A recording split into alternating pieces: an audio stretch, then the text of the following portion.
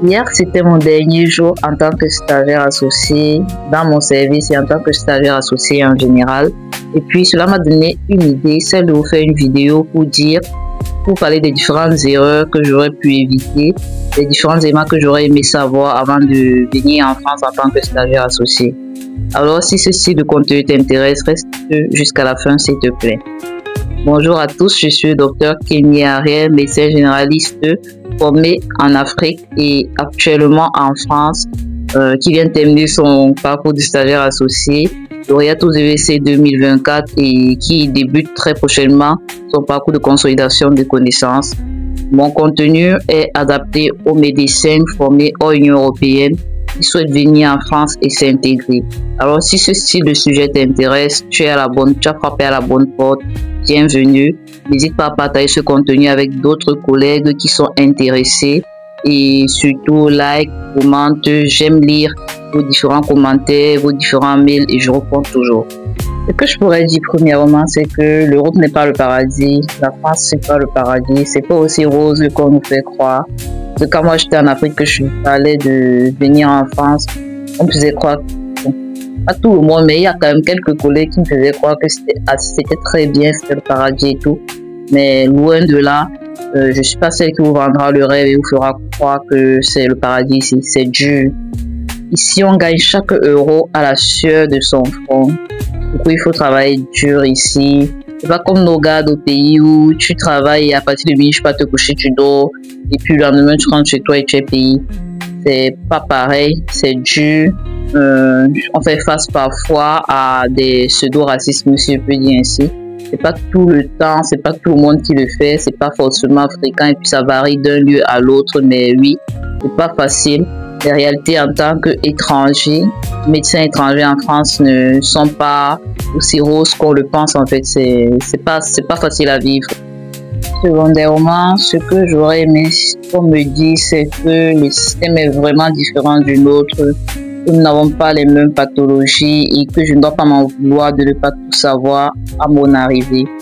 Et quand moi je venais d'arriver, j'ai été confrontée à tellement de difficultés parce que je me mettais beaucoup de pression et je me sentais nulle parce que je ne maîtrisais pas forcément toutes les pathologies qu'ils ont ici.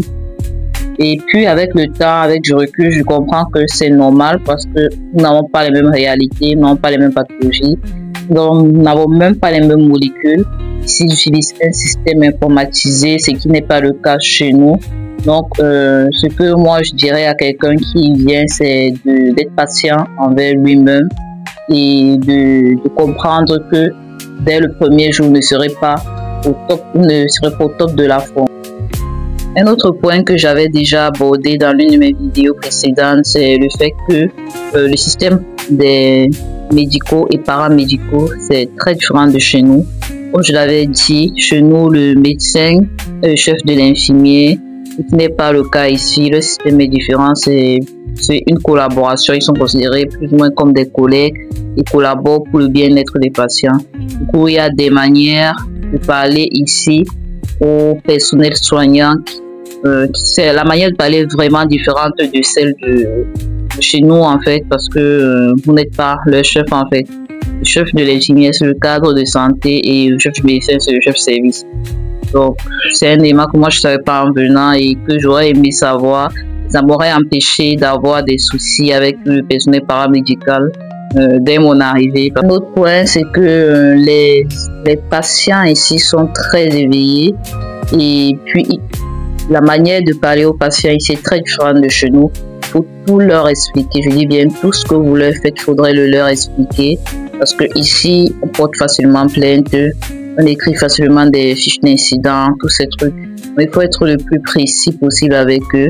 Avant d'examiner un patient, vous lui demandez toujours sa permission.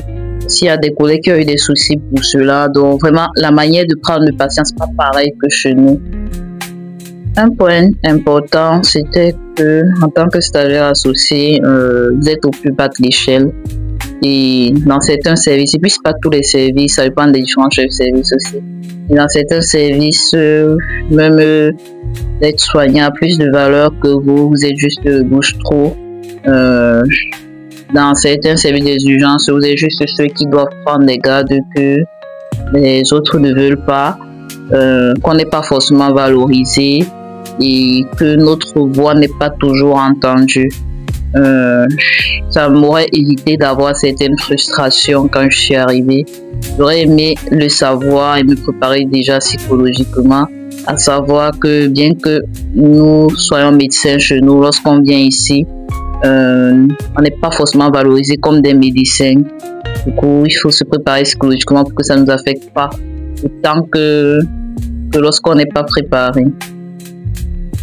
Un autre point, c'est que l'argent qu'on gagne en tant que stagiaire associé, lorsqu'on est en Afrique, 1400 €, ça allait beaucoup, mais en vrai, quand on arrive en France, on se rend compte que c'est pas grand chose.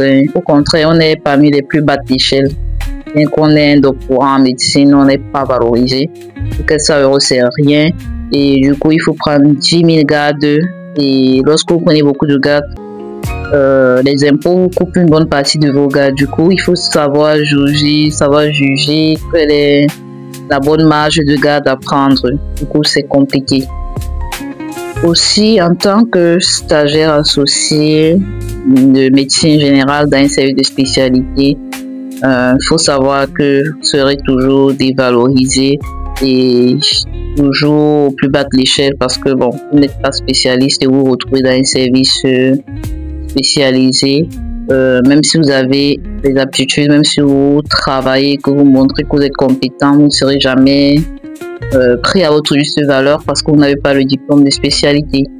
Donc c'est aussi un point que j'aurais aimé savoir avant de me rendre dans un service de spécialité.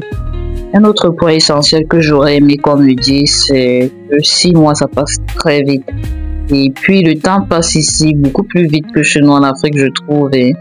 Vous ne voyez pas le temps passer et si vous ne vous prenez pas vite, vous pouvez voir les 2 ans se terminer et vous n'aurez rien fait de concret. Donc en venant, il faut avoir un plan bien précis. Si vous savez que vous venez pour passer les EVC, avant de venir, commencer à vous préparer pour le concours. Et dès que vous arrivez, vous mettez vraiment à fond pour pouvoir avancer dans le système. Vous savez que vous venez juste pour une durée bien précise. Faites le temps qu'il vous faut et rentrez chez vous calmement. Aussi, le titre de séjour. Moi, je suis tombée dans une partie de la France où les titres de séjour sont très courts. Peut-être mes collègues qui sont dans d'autres régions, c'est beaucoup plus long, ils n'ont pas eu ces difficultés. Moi, à la préfecture, je suis sur des titres de séjour de 3 mois ou pour les plus chanceux, 6 mois qu'ils donnent. Du coup, c'est un stress permanent. Et puis, tout le temps, vous imaginez, tous les 6 mois, il faut refaire le titre de séjour. Et si vous ne vous prenez pas vite, vous vous retrouvez en situation irrégulière très facilement. Donc, c'est un élément pas très joyeux que j'aurais aimé savoir avant de venir. Il y a l'éducation financière. C'est un élément que je trouve que nous, dans le domaine médical, ne sommes pas forcément très éduqués sur ce point, mais qui est essentiel. Parce que lorsqu'on vient ici, il y a tellement de tentations. Pour nous les femmes, lorsqu'on arrive, on a tendance à vouloir s'acheter tout et rien et à dépenser dans tout et rien et finalement ne pas pouvoir économiser comme on le souhaiterait. Donc, un élément que j'ai appris ici, c'est à pouvoir s'éduquer financièrement et à apprendre à épargner. Un point positif que moi j'ai eu dans l'hôpital où je suis, c'est que je suis logée. Et après avoir discuté avec plusieurs personnes, pas forcément du domaine médical, j'ai compris que c'était une chance que nous avons lorsque nous sommes logés et qu'il faudrait la mettre à profit. Vu que vous êtes logé, vous n'avez qu'à payer votre alimentation et peut-être juste les éléments essentiels pour votre subsistance et mettre le maximum d'argent de côté. C'est un élément que j'aurais aimé savoir et ça m'aurait empêché de faire des achats compulsifs à mon arrivée. Il y a aussi la solitude. Ah oui, la solitude c'est quelque chose ici. Lorsque on n'est pas entouré, on peut très facilement déprimer ici. C'est pas comme chez nous où il y a les voisins, où on peut aller chez une copine à n'importe quel moment. Ici, chacun est enfermé chez soi.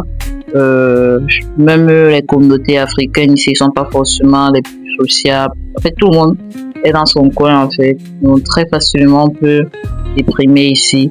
Et puis si vous êtes quelqu'un de très sociable, ce choc social peut vraiment vous amener à déprimer. Pour pallier à ça, moi je vous conseillerais de garder un lien fort avec les membres de votre famille, vos amis au pays, les appeler régulièrement, pouvoir au moins avoir déjà avec qui discuter. Et si vous trouvez des amis où vous êtes, essayez de rester, d'organiser des activités ensemble, peut-être faire du sport ensemble. Pour les hommes, souvent ils partent faire du foot ensemble. Les sorties entre filles, les voyages entre filles, ça permet vraiment de se détendre et ça limite la charge mentale de votre séjour. Et ici, on peut très facilement s'oublier. Je veux dire, on va au travail très tôt, on rentre tard. Du coup, c'est une routine, travail, maison. Et très facilement, vous pouvez vous oublier. Du coup, il faudrait vraiment créer du temps pour soi, voyager, changer d'air. Et puis, c'est essentiel.